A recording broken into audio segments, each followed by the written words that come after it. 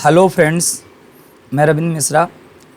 Mitsubishi के PLC के series में अब हम नेक्स्ट वीडियो के साथ आए हैं। तो इसमें हम लोग देखते हैं एक अल्टरनेट पल्स के बारे में। जैसे ये इसमें एक रेडीमेड इंस्ट्रक्शंस दिया हो, उसके बाद हम टाइमर के बारे में देखेंगे। तो हम जैसे पहले GS डेवलपर सॉफ्टवेयर को ओपन किए, एक हम नया प्रोजेक्ट बना लेते हैं और हमारी पीएलसी सेलेक्ट करके हमने ओके कर दिया। अब यहाँ पर हम जो है एक इंस्ट्रक्शंस आपको समझाने जाते हैं। ये इंस्ट्रक्शन जो है एक हमने एक लाइन इंसर्ट किया और यहाँ पर हमारा जो है एक LD ले लिया और इसमें हमने मान लीजिए कि एक पल्स देने के लिए X0 टर्मिनल पे मैंने एक NO पुश बटन लगा रखा है। अब अल्टरनेट पल्स जो है F8 में मिलेगा, तो F8 में जो है ALT अल्टरनेट P, तो ALTP लिखेंगे विदाउट एनी स्पेस।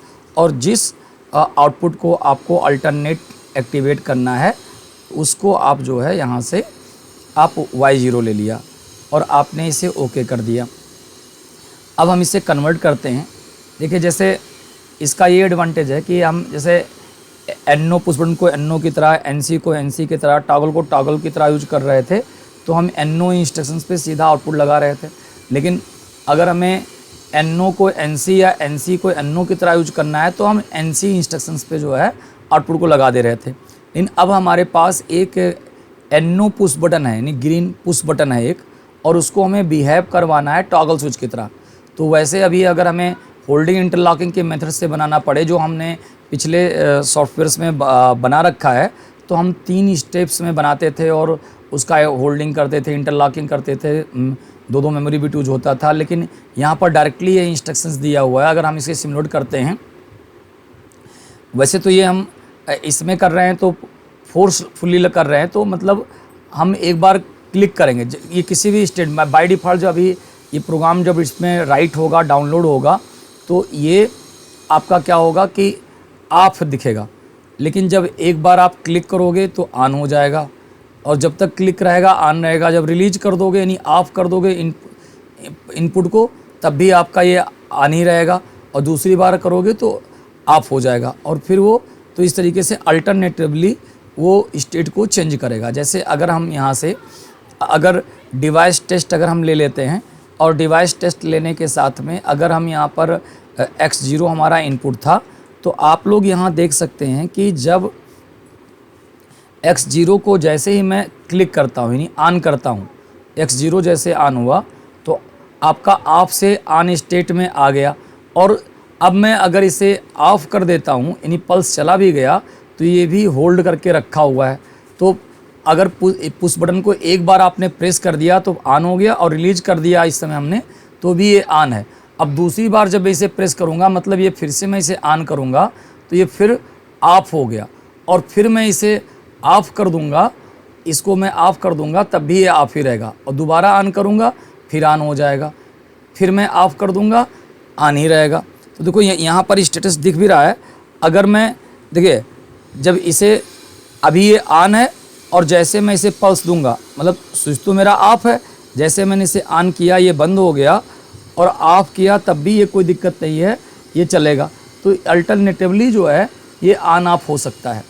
तो ये इंस्ट्रक्शंस था, इसलिए हमने इसको बता दिया। अब हम लोग जो है बाकी आप अगर होल्डिंग इंटरलॉकिंग करके जो है आप करना चाहते हैं जैसे पिछले में किया था, तो यहाँ भी कर सकते हैं। अब हम आपको टाइमर के बारे में बताने जा रहे हैं।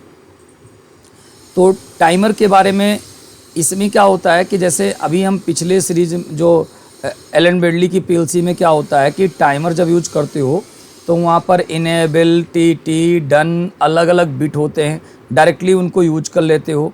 लेकिन एलन बेडली को अगर छोड़ दें, मैक्सिमम जो पीएलसीज होती हैं जैसे मित्सुबिशी हो गया, डेल्टा हो गया, ओमरान हो गया, सीमेंस हो गया, इन सब में कोई ऐसा टाइमर या काउंटर जब यूज करोगे तो ऐसा कोई बिटों का स्पेसिफिक नाम नहीं होता है, NO NC से बनाना पड़ता है। Truth table behaviour, TON, TOFF, RTOs अगर जो अवेलेबल होंगे उनका वही रहता है, लेकिन उनको आपको बनाना पड़ता है, कोई ऐसा नाम नहीं होता है।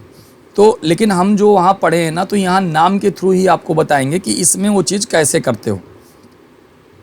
तो जैसे हम एक लाइन ले लेते हैं। अच्छा देखिए, जैसे अभी अगर मेरे पास जैसे पिछले में हम जब कर रहे थे तो वहाँ इनपुट आउटपुट सिमुलेटर था, तो राइट क्लिक करके हम कुछ हमारे पास स्विचेस थे, हम किसी को राइट क्लिक करके NO push button, NC push button, toggle switch हम बना लेते थे। लेकिन यहाँ पर आपको फोर्स ऑन ऑफ कर रहे हो या टॉगल बिट कर रहे हो, टॉगल फोर्स कर रहे हो, तो ये टॉगल की तरह बिहेव कर रहा है। यानी जब तक आप उसे दोबारा से उसका टॉगल का बिहेव या फोर्स का बिहेव चेंज नहीं करोगे, ऑन को ऑफ या ऑफ को ऑन नहीं करोगे, तो मेंटेन्ड यानी होल्ड करके रखेगा। तो टाइमर को हमें कंटिन्यूस सप्लाई चाहिए था, तो मैं एक इनपुट ले लेता हूँ। जैसे मान लो मैं एक यहाँ पर इनपुट लगाता हूँ डायरेक्टली, हम स्टार्ट स्टॉप लॉजिक नहीं बनाते हैं। अगर आपके पास पुश बटन अवेलेबल होगा तो आप चाहे सेट रीसेट के थ्रू आप स्टार्ट स्टॉप बना सकते हो, या फिर आप जो है मेमोरी बिट को सेट रीसेट करा सकते हो, या फिर आपका जो है होल्डिंग के थ्रू आप जो है एक मेमोरी बिट को सेट रीसेट करके उस मेमोरी बिट से आगे चला सकते हो। लेकिन अगर मेरे पास डायरेक्टली अभी जब सिमुलेशन पे कर रहा हूँ तो LD करके मान लो हमने एक मेमोरी बिट लिया है, इससे मैं एक टाइमर को चलाना चाहता हूँ। तो मैंने मेमोरी बिट को जब ऑन करूँगा टाइमर को सप्लाई मिल जाएगी, मेमोरी बिट को ऑफ करूँगा टाइमर की सप्लाई बंद हो जाएगी। अब यहाँ हम टाइमर को आपको थोड़ा सा समझाने की कोशिश करते हैं कि यहाँ पर टाइमर होता कैसे है, और जो मैं एलन बेडली की PLC में टेबल बताया था वही टेबल यहाँ पर हम सभी बिटों को बना के देखेंगे। तो यहाँ पर थोड़ा सा मैं इसको मिनिमाइज करता हूँ, और ये मित्सुबिशी का FX सीरीज का यूज़र मैनुअल है। और यूज़र मैनुअल में अगर हम डिवाइस इन डिटेल में जाते हैं और इसमें हम टाइमर के ये चैप्टर में जाते हैं, टाइमर, तो यहाँ देखिए टाइमर का न्यूमेरिक्स जो है, यानी टाइमर को के एड्रेस को जो रिप्रेजेंट करेंगे T0 से रिप्रेजेंट कर T से रिप्रेजेंट करेंगे। तो टाइमर आपका T है, और उसका जो आगे नंबर ऑफ टाइमर्स जो आप लोगे वो टाइमर्स आपका जो है यहाँ पर T0 से लेके 9 तक या 10 से लेके 19 तक, मतलब डेसिमल में आपको देना है। इनपुट आउटपुट को X वाले एड्रेस को Y वाले एड्रेस को आप ऑक्टल में दे रहे थे, और जो आपका मेमोरी या डाटा रजिस्टर या टाइमर या काउंटर उसको आप डेसिमल में दोगे। तो जैसा यहाँ एक एग्जांपल दिखाया है कि आप X0 या M0 लिए हो, उससे एक टाइमर 20 लिया गया है, और एक यहाँ पर प्रीसेट डाली गई है कांस्टेंट के फॉर्म में 123 डाला गया है। तो लेकिन ये देखो यहाँ पर अगर आप देखोगे तो ये टाइमर का रेजोल्यूशन है। अब कौन कौन से टाइमर के कितने हैं वो आपका यहाँ दिख रहा है। जैसे हमने एलन बेडली की PLC में टी-ऑन भी देखा था, टी-ऑफ भी देखा था, और RTO रिटेंटिव भी देखा था। लेकिन इसमें ये जो जनरल टाइमर हैं टी-ऑन टाइमर हैं, लेकिन इसमें RTO टाइमर तो देखो FX1S में सिर्फ और सिर्फ टी-ऑन टाइमर ही हैं, ना तो RTO टाइमर रिटेंटिव टाइमर है और ना ही टी-ऑफ टाइमर है। लेकिन आपका जो है FX2NC हम यूज कर रहे हैं, तो इसमें टी-ऑन और RTO टाइमर हैं, लेकिन इसमें आपका टी-ऑफ टाइमर नहीं है। तो हम लॉजिक के थ्रू जो है टी-ऑन एज ए टी-ऑफ, हमें एक ही टाइमर मिला है, चाहे एलन बेडली हो, चाहे मित्सुबिशी हो, चाहे सीमेंस हो, हम सभी में T on as a T off, T on as a आपका जो है RTO हम बना सकते हैं। किसी भी हम NO/NC के लॉजिक डेवलप करना हमें आता है तो हम बना सकते हैं, कोई भी हमें दिया हो। तो जैसे यहाँ पर अभी हम 2NC में हैं, तो यहाँ टोटल नंबर ऑफ टाइमर है T0 से लेके T255 तक। लेकिन यहाँ पर ये रिजोल्यूशन क्या होता है, अगर 100 मिलीसेकंड का है तो यानी 100 मिलीसेकंड में जब टाइमर डिले देना शुरू कर रहा है कि चलना शुरू करेगा, तो एवरी 100 मिलीसेकंड पे उसके एक्यूमुलेटर की वैल्यू अपडेट होगी, उसकी रीडिंग अपडेट होगी। तो आपका 10 यानी 1000 मिलीसेकंड का 1 सेकंड होता है, तो 10 के मल्टीपल में पर सेकंड आपको 10 के मल्टीपल में टाइम डालना होगा। और ऐसे टाइमर अगर आप T0 से लेकर T199 तक लेते हैं तो वो जनरल पर्पज़ टी-ऑन टाइमर है, जिसमें आपको प्रीसेट डालने के लिए आपको 10 के पर सेकंड 10 के मल्टीपल में आपको प्रीसेट डालना पड़ेगा। अगर आप ये जैसे लेते हो, जैसे आपके पास अगर 10 मिलीसेकंड का टाइमर लेते हो तो पर सेकंड 100 के मल्टीपल में टाइमर डालना है। और इसमें ऐसे टाइमर 46 हैं जो T200 से लेकर 245 तक है। और आप अगर 1 मिलीसेकंड का टाइमर लेना चाहते हो जो 1000 के मल्टीपल में आपको डालना पड़ता, जो इसमें नहीं है। अगर FX1S होता तो उसमें एक टाइमर था T63, लेकिन उसमें टोटल नंबर ऑफ टाइमर आपका जो है 63 जीरो से लेके आपका 63 टाइमर था, 0 से लेके 62 तक। लेकिन इसमें आपका जो है नंबर ऑफ टाइमर ज़्यादा है। और अगर रिटेंटिव टाइमर यूज करते हो 1 मिलीसेकंड का रिटेंटिव टाइमर है, 1 मिलीसेकंड वाला 1000 के मल्टीपल में डालोगे 4 टाइमर है T246 से लेकर T249 तक। और अगर 100 मिलीसेकंड का रिटेंटिव टाइमर चाहते हो, यानी 10 के मल्टीपल में डालना है, 6 टाइमर है T250 से लेकर T255 तक। तो यहाँ पर हम आपको जो है इस तरीके से जब यूजर मैनुअल आप लोगे तो आपको पता चल जाएगा कि कौन सा टाइमर कितना है और उसको कैसे यूज करना है। तो हम यहाँ पर जो है अब हम इसका टाइमर का जो है प्रोग्रामिंग करने जा रहे हैं और हम फिर अभी टेबल की बात करेंगे। तो पहले हमें टाइमर को जो सेटिंग करनी है, तो टाइमर की सेटिंग के लिए हमने GS डेवलपर सॉफ्टवेयर पे, और हमने बताया था कि आपको आउटपुट सिंपल आउटपुट जो कॉइल वाला आउटपुट है और टाइमर और काउंटर जो मिलेगा वो आपको F7 में मिलेगा। तो F7 आपने क्लिक किया या यहाँ पर आपने आउटपुट पे क्लिक किया और यहाँ आप लिखोगे पहला टाइमर लेना चाहता हूँ मैं T0। तो T0 आपका जो टाइमर है, T0 से लेकर T199 तक ये नंबर आप टाइमर जो लोगे वो 100 मिलीसेकंड टाइम बेस इसका फिक्स है। तो 100 मिलीसेकंड है तो पर सेकंड मुझे आपका जो है 10 के मल्टीपल में डालना है। तो मान लीजिए मुझे 10 सेकंड के लिए टाइम डिले देना है, 10 सेकंड का एक टाइमर बनाना है। तो T0 के बाद स्पेस दे करके हमें कांस्टेंट लिखने के लिए के सिंटेक्स यूज करना पड़ेगा और मैं यहाँ लिखूँगा K100। तो T0 टाइमर का एड्रेस हो गया, पहला टाइमर हमने लिया है, और K100 मतलब आपका जो है कांस्टेंट, इसका 100 जो है इसका प्रीसेट हो गया जो 10 सेकंड के लिए चलेगा। अब ये आपका सेट वैल्यू है 100, मतलब आपका जो है 10 सेकंड ये चलेगा और ये टाइमर का एड्रेस है, पहला टाइमर 0 लिया है। और जब हम ऑनलाइन जाएंगे, हम डाउनलोड करेंगे तो यहाँ पर उसके जब टाइमर चलना, यहाँ 0 दिखाएगा शुरू में, जब ये चलना शुरू होगा तो इसकी वैल्यू अपडेट होगी। और टी-ऑन टाइमर है, बीच में सप्लाई को अगर इसमें रीसेट इंस्ट्रक्शन नहीं भी लगाते हो तो टी-ऑन टाइमर का ये बिहेवियर होता है, पावर सप्लाई के इंटरप्शंस पर ये टाइमर ऑटोमेटिक रीसेट हो जाते हैं। तो पावर सप्लाई को इंटरप्ट करके दोबारा से इस टाइमर को आप रीसेट कर सकते हो। तो मैं आपको दिखाने जा रहा हूँ यहाँ पर कि टाइमर का टेबल जो हमने एलन बेडली में पढ़ा था वैसे ही हम आपको, ये टी-ऑन टाइमर है जो एलन बेडली से हम कंपेयर कर रहे हैं, जो आपको पिछले लॉजिक्स प्रो में सिमुलेशन किया था।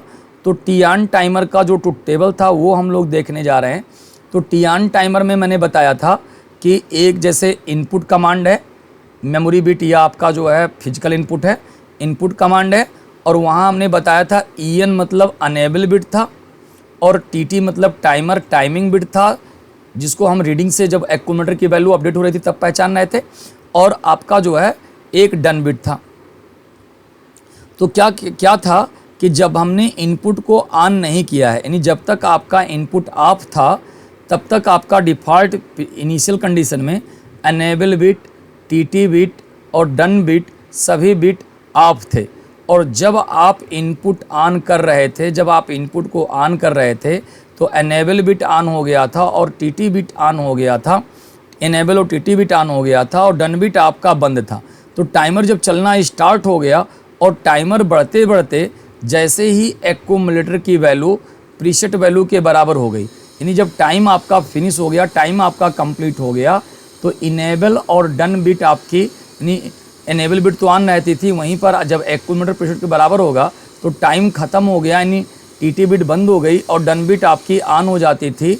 और जब तक आपका सप्लाई बना हुआ है तब तक एनेबल DN बिट हाई होता था, और जब दोबारा से आप कभी भी इनपुट को ऑफ करते थे तो सभी बिट यानी एनेबल और TT और DN टी-ऑन टाइमर सप्लाई को बंद करने पे अपने आप रीसेट हो जाता था, और दोबारा से आप जब सप्लाई ऑन करते थे तो फिर ये प्रोसेस रिपीट होता था।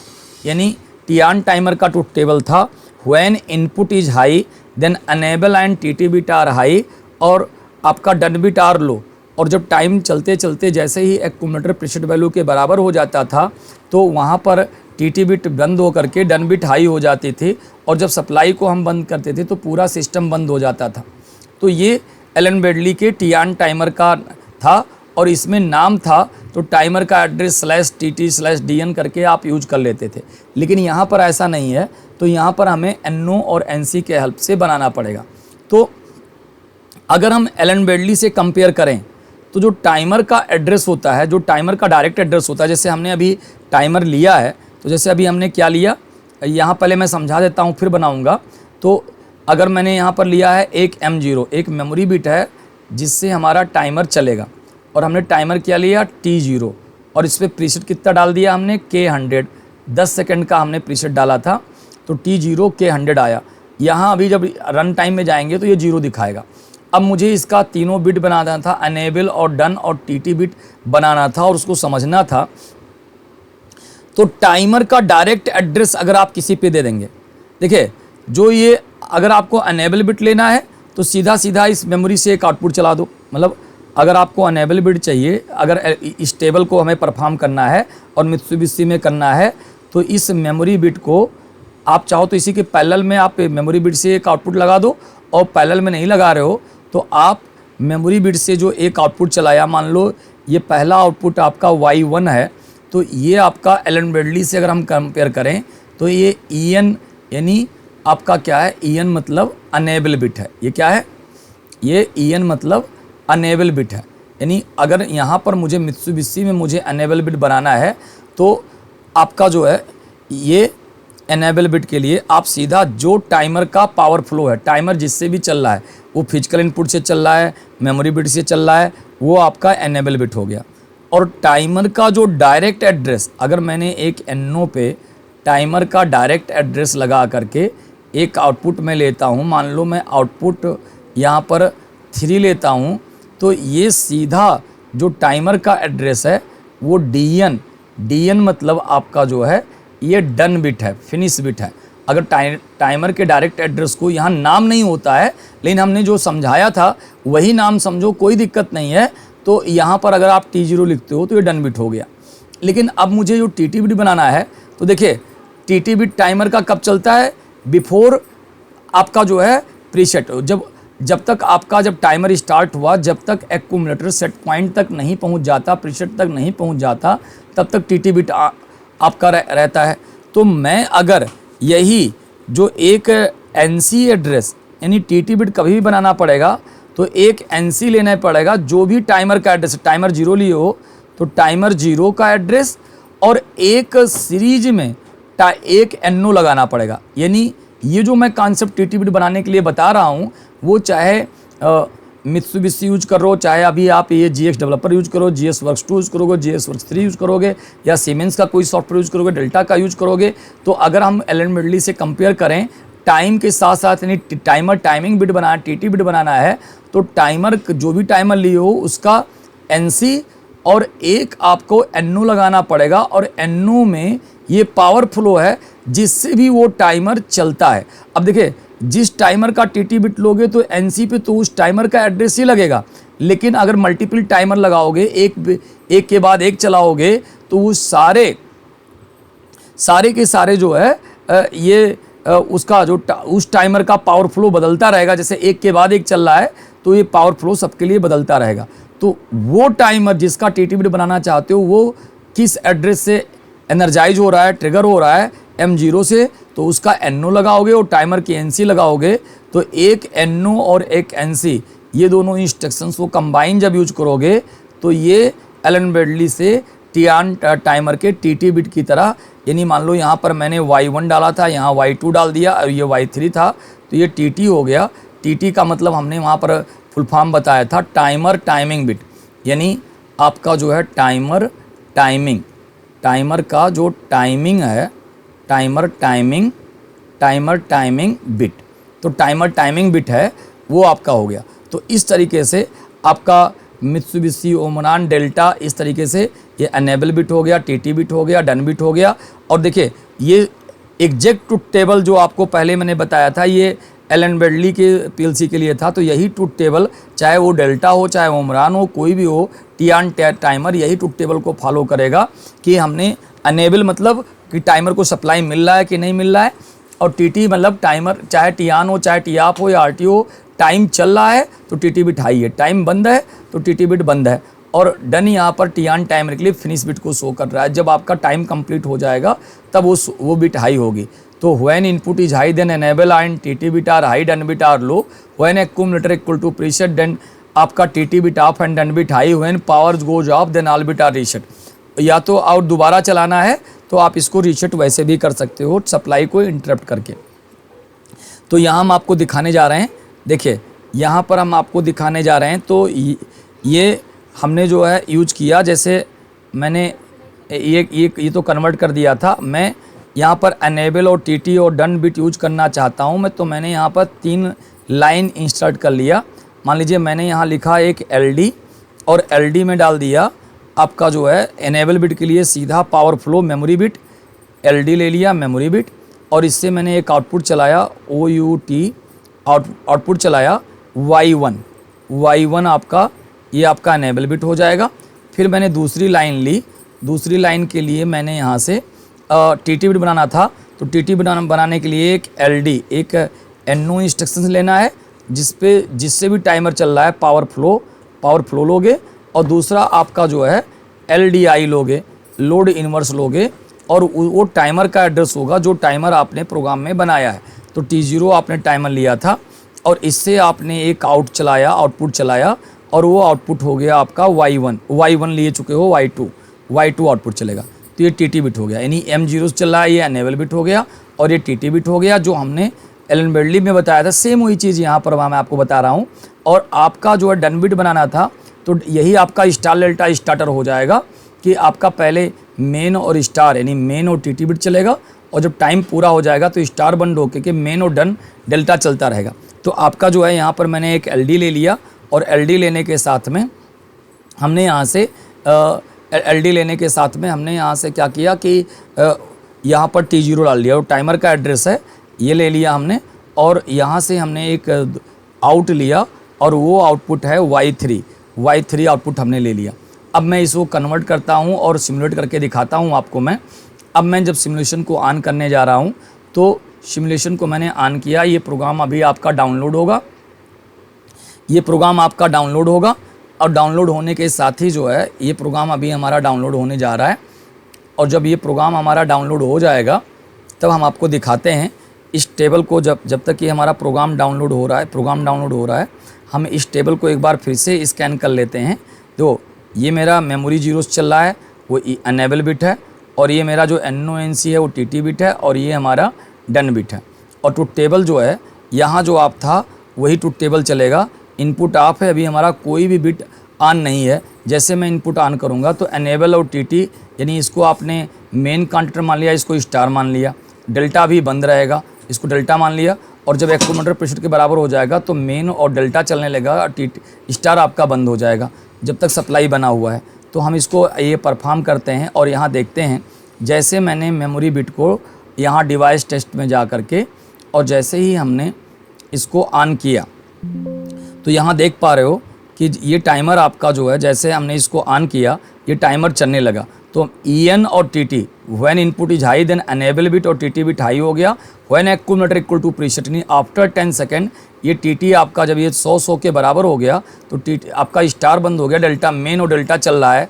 और जब भी आप इसकी सप्लाई को बंद करोगे, मेमोरी बिट को ऑफ करोगे, तो आपका जो है क्या होगा, ये आपका पूरा सिस्टम बंद हो जाएगा। तो टी ऑन टाइमर था, देखिए मैंने जैसे यहाँ से टॉगल बिट यानी सप्लाई ऑन किया तो ये चलने लगा, और जैसे ही सप्लाई को बंद करेंगे तो टी ऑन टाइमर सप्लाई के इंटरप्शंस पर ऑटोमेटिक रीसेट हो जाता है। तो वो चाहे तो लॉजिक नहीं बदलता, लॉजिक चाहे थोड़ा इन्वायरमेंट चेंज हो जाता है, चाहे वो एलन बेडली हो, चाहे सीमेंस हो, चाहे डेल्टा हो, चाहे ओमरान हो। अगर टी ऑन टाइमर किसी का भी लिए हो तो जब सप्लाई को बंद कर दो तो ये रीसेट हो जाता है। तो सप्लाई के बंद होने पे रीसेट हो गया।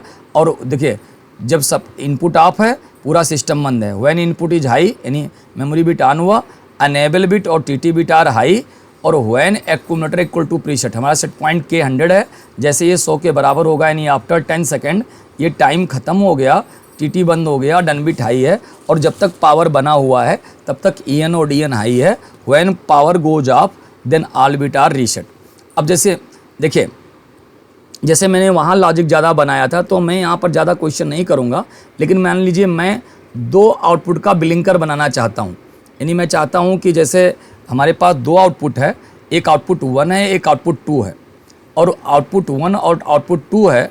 इसमें क्या करना है मुझे कि आपका 3 सेकंड पहला आउटपुट चलना चाहिए, 3 सेकंड दूसरा आउटपुट चलना चाहिए। तो आपका 3-3 सेकंड पे दोनों आउटपुट आपके अल्टरनेटिवली चलने चाहिए, जब लूप में चलने चाहिए, और जब हम बंद कर दें सिस्टम तो बंद हो जाना चाहिए। तो देखिए बिल्कुल वही तरीके से जैसे मैंने वहाँ आपको बताया था कि अगर चाहे 50 लोड को एक सीक्वेंस में चलाना है तो 50 टाइमर लोगे और प्रीसेट उतना डाल दोगे।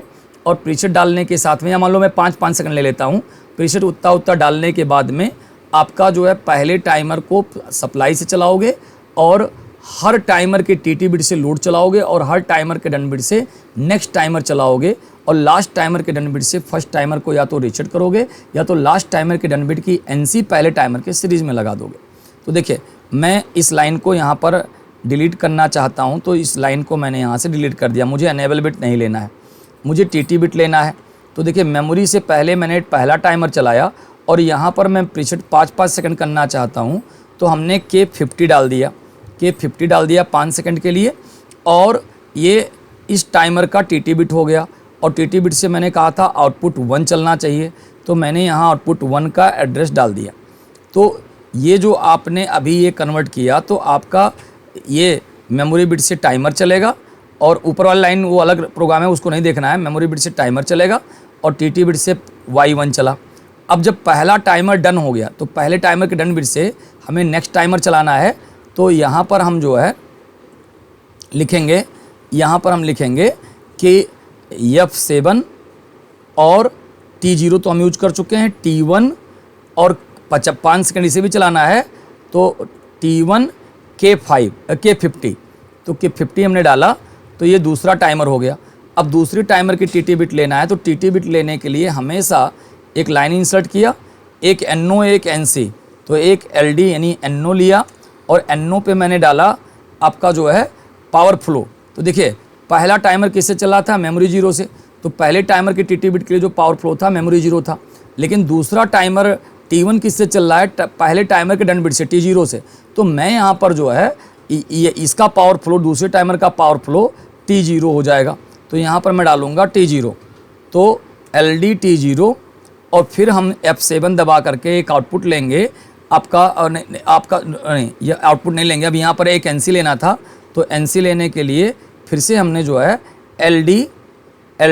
NC लेने के लिए LDI लिया और LDI में टाइमर का एड्रेस T1 टाइमर का ले रहे हो तो T1 ले लिया। फिर मैंने जो है एक आउटपुट लिया OUT ले लिया और इससे हमें चलाना था Y2, तो Y2 हमने यहाँ पर ले लिया, तो ये आ गया। अब मैं इसको जो है कन्वर्ट करके इसको भी कन्वर्ट कर दिया। तो देखिए, अभी अगर मैं इतना लोड कर दूं, तो जैसे सप्लाई देंगे तो इस टाइमर को सप्लाई मिलते ही इसकी टीटी बिट आ जाएगी, पावर फ्लो आ जाएगा, टीटी बिट आ जाएगी, ये चलने लगेगा और 5 सेकंड के बाद जब ये डन होगा तो इस टाइमर को एक्टिवेट हो जाएगा और इसकी टीटी बिट आ जाएगी, ये चलने लगेगा। लेकिन अब एक साइकिल चलेगा, अब इसको बार बार लूप चलाना है, तो आपको लूप चलाने के लिए या तो लास्ट टाइमर के डन बिट यानी T1 का NO ले करके RST, जो वही सेट रीसेट यूज हमने बताया था, RST लगा दो, आपका जो है RST लगा दो किसको, आपका पहले टाइमर को T0 को। और नहीं तो मैं यहाँ पर पहले टाइमर के सीरीज़ में T0 के सीरीज़ में यानी लास्ट टाइमर के सीरीज में मैं एक NC इंस्ट्रक्शंस लास्ट वाले टाइमर के सीरीज में LDI एक लोड इन्वर्स लगा दो और वो दूसरे टाइमर का डन बिट हो, तो दूसरे टाइमर के डन बिट का NC, तो दूसरा टाइमर T1 है, तो ये आप लगा दो, तो अब ये लूप चलने लगेगा। अब ये प्रोग्राम आपका जो है, जैसे आप इनपुट को ऑन करोगे तो 5 सेकंड आपका Y1 चलेगा और 5 सेकंड Y2 चलेगा और ये लूप चलता रहेगा जब तक आप स्टॉप बटन, जब तक आप उस इनपुट को बंद नहीं करते हो। तो मैं इस प्रोग्राम को राइट कर रहा हूँ, राइट टू PLC कर रहा हूँ, तो ये प्रोग्राम अभी आपका इसमें सिमुलेशन में लोड होगा, ये राइट टू PLC हो रहा है। और ये प्रोग्राम लोड होने के साथ में, ये प्रोग्राम लोड होने के साथ में आपका जो है, ये प्रोग्राम आपका लोड होने लगा और ये प्रोग्राम लोड होने के साथ ही आपका ये देखोगे आप, ये प्रोग्राम यहाँ लोड हो रहा है और लोड होने के साथ में आपका ये आ गया। अब देखिए, जैसे ही हमने यहाँ से स्टार्ट कमांड, ये देखिए जैसे यहाँ से हमने ये डिवाइस टेस्ट किया, डिवाइस टेस्ट का मतलब हमने जैसे ही स्टार्ट कमांड देंगे, अभी देखिए Y0 Y1 भी बंद है, Y2 भी बंद है और आपका दोनों में से कोई भी टाइमर नहीं चल रहा है। तो जैसे मैंने इसको एक बार टॉगल बिट किया, यानी मेमोरी जैसे आई, हमारा पहला टाइमर चलने लगेगा, तो पहला आउटपुट हमारा आउटपुट 1 ऑन हो गया और अब हमारा जो है दूसरा आउटपुट आपका जो है 5 सेकंड के बाद दूसरा आउटपुट चलने लगा। अब आपका फिर ये पहला आउटपुट जब पहला टाइमर चल रहा है तो पहला आउटपुट y1 चल रहा है, और दूसरा आउटपुट जब दूसरा टाइमर चल रहा है तो आउटपुट 1 चल रहा है। और जैसे ही आपका 5 सेकंड कंप्लीट हो रहा है तो ये लूप चल रहा है यहाँ पे। देखो जैसे इसका 50, देखो ये 50 तक पूरा जा रहा है, लेकिन ये 50 पूरा नहीं आएगा, डन बिटान नहीं होगी। जैसे इसका 50वां पल्स आएगा तो देखिए एक मोमेंट के लिए ब्लिंक हो रहा है, और ये ब्लिंक हो रहा है मतलब ये सप्लाई इंटरप्ट होते ही रीसेट हो गया। अगर वो RTO टाइमर होता तो वहाँ पर RST इंस्ट्रक्शंस लगाना ही पड़ता। अब टॉगल बिट किया, कहीं भी वो सिस्टम रुक गया। यानी जब भी आप स्विच को ऑन करोगे, टॉगल स्विच को, मेमोरी बिट को ऑन करोगे, तो आपका क्या हुआ कि 5 सेकंड पहला आउटपुट चलेगा, उसके बाद 5 सेकंड दूसरा आउटपुट चलेगा, ये बंद हो जाएगा, दूसरा चलेगा, और फिर ये लूप चलता रहेगा। तो ऐसे हम पिछले सॉफ्टवेयर के सीरीज में हमने बहुत सारे वो वहाँ पर इंस्ट्रक्शंस कराए थे। तो यहाँ पर हमने देख लिया कि इस तरीके से आप कर सकते हो। तो ये हो गया आपका टी ऑन टाइमर पे हमने क्वेश्चंस कराया। अब अगले वीडियो में हम आपको टी ऑफ टाइमर कराने वाले हैं। अभी आपका जो है आज के लिए हम लोग इतना ही रखते हैं। Thank you for watching.